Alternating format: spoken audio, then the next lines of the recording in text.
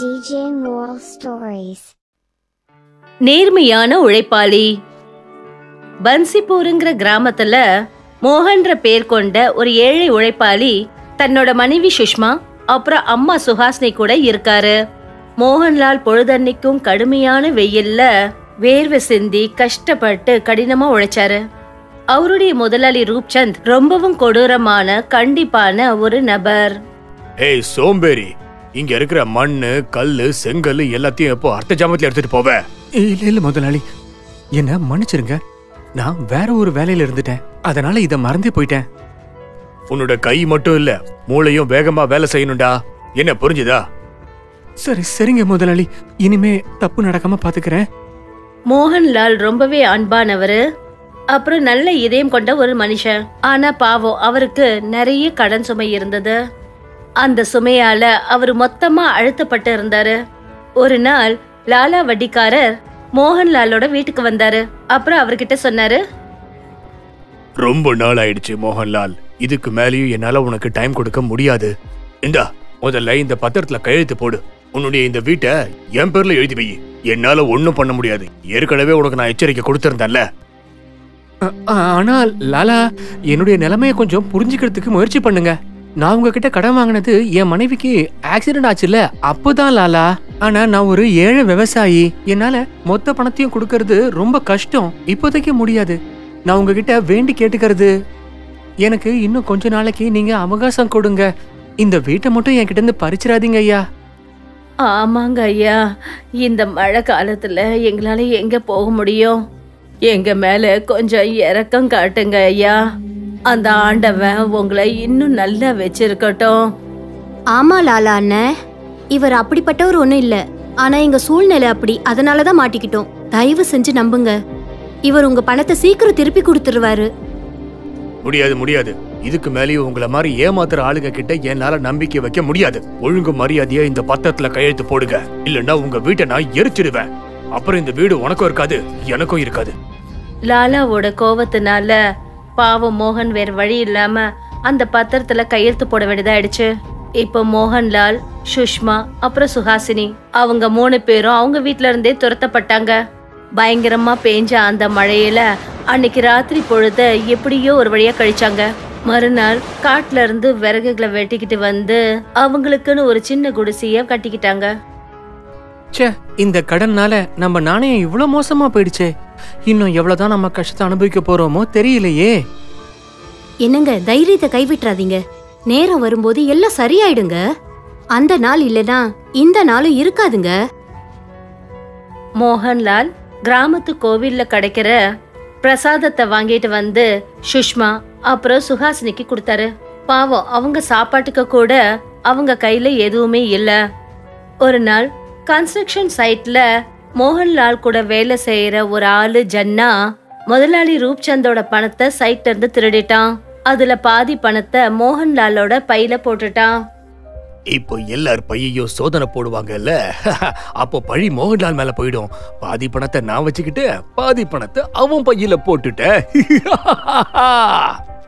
அதுக்கப்புறம் மாணிக் சந்த் தன்னுடைய பெட்டியில பணம் இல்லைன்னு தெரிஞ்ச உடனே சைட்ல வேலை பார்த்த எல்லாருடைய பையையும் சோதனை போட ஆரம்பிச்சாரு. அப்புறம் பாதி பணம் மோகன்லாலோட பையில இருந்தே கிடைச்சது. இல்ல முதலாளி, தயவு செஞ்சு என்ன நம்புங்க. அந்த பணத்தை நான் திருடல. அந்த பணம் என் பையில இருக்குங்கிற விஷயம் கூட எனக்கு தெரியாது.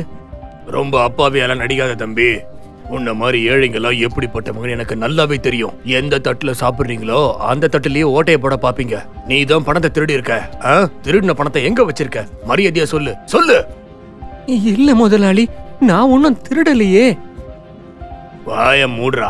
உன்னோட நடிப்பு எல்லாத்தையும் இப்ப நிறுத்துறியா? காது கொடுத்து கொஞ்சம் கேளு. அப்புறம் நாளையில இருந்து உனக்கு இங்க வேலை கிடையாது. என்ன நான் சொன்னது புரிஞ்சுச்சா? என்ன அப்படிலாம் சொல்லிடாதீங்க முதலாளி. வேலையை விட்டு தூக்கிடாதீங்க. இந்த வேலைனால தான் எங்க வீட்டுல வயிற்று பொழப்பே நடக்குது. நான் ஏற்கனவே கடன்ல மூழ்கி இருக்கேன். இந்த வேலையை விட்டு என்ன தயவு செஞ்சு தூக்கிடாதீங்க முதலாளி. உங்ககிட்ட கையெடுத்து கும்பிட்டு ரொம்ப வேண்டி கேட்டுக்கிறேன். மோகன்லால் ரூப்சந்த் கிட்ட ரொம்ப கெஞ்சி கேட்டுக்கிட்டாரு. ஆனா ரூப்சந்த் அவர் சொன்னது எதையுமே கேட்கல. அவரை வேலையை விட்டு தூக்கிட்டாரு. இப்போ மோகன்லால் ரொம்ப கவலையாவும் ரொம்ப வேதனைப்படவும் ஆரம்பிச்சாரு. நம்மளுடைய வீடும் போயிடுச்சு, இப்போ வேலையும் போயிடுச்சு. என்னுடைய நிலைமை இப்போ ரொம்ப மோசமா ஆயிடுச்சுமா. இல்லப்பா கண்ணா, அழாத. கடவுளோட இல்லத்துல நேரம் எடுக்கலாம், ஆனா இருள் இருக்காது. பொறுமையா இருப்பா, எல்லாம் சரியாயிடும். மோகன்லால் நிறைய இடங்களுக்கு போய் வேலைய தேடினாரு. ஆனா அவருக்கு எங்கேயும் வேலை கிடைக்கல. அவரு தினமும் வெறும் கையோடவும் முகத்துல கவலையையும் சுமந்துக்கிட்டு தன்னோட குடிசைக்கு திரும்பி வருவாரு. எல்லாரும் அவருடைய நேர்மைய மட்டுமே பயன்படுத்திக்கிட்டாங்க. ஒரு நாள் அவருடைய நண்பன் முக்குன் அவரை பார்க்க வந்தாரு. ஏம்பா மோகன், உனக்கு இப்போ வேலை தானே தேவைப்படுது. என்கிட்ட வேலை இருக்குப்பா, ஆனா அந்த வேலை ஒரே ஒரு நாள் தான் இருக்கு. என்னப்பா சொல்ற நீ? ஒரு கூலி ஆளு அவன் இன்னைக்கு வேலைக்கு வரல.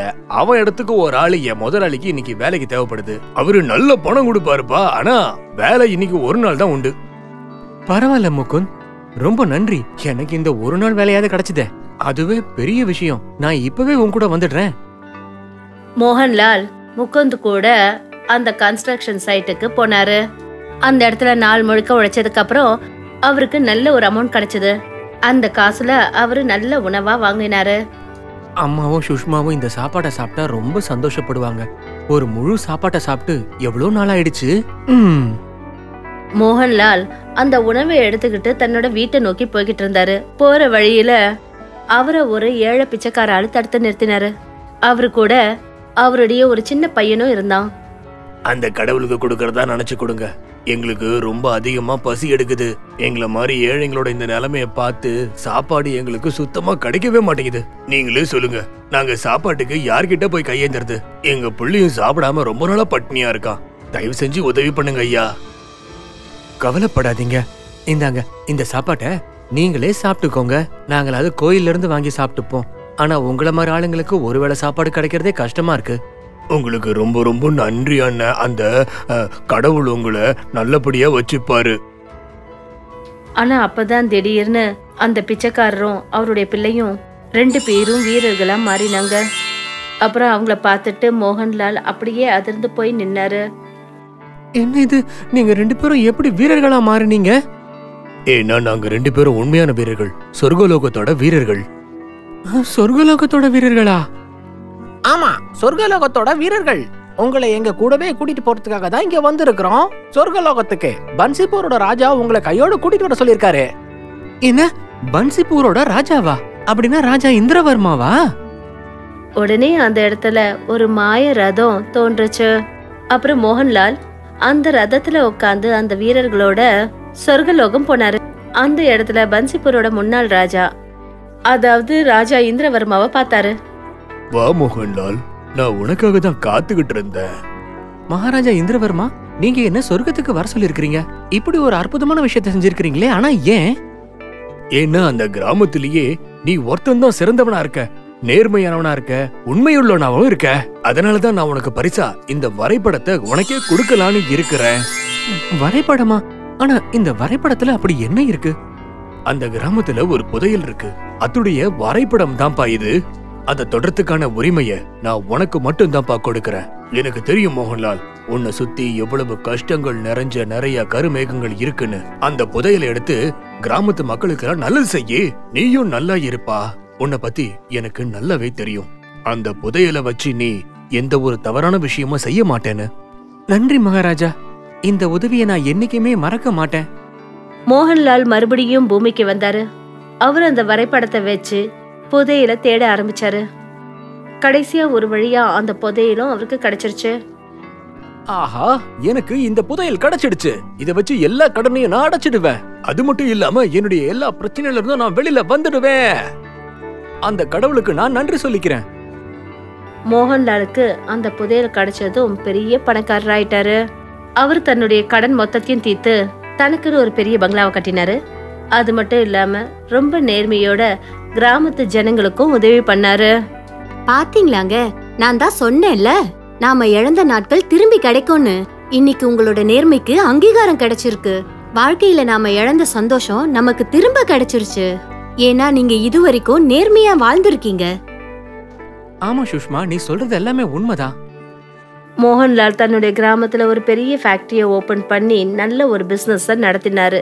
அப்புறம் நல்ல முன்னேறினாரு.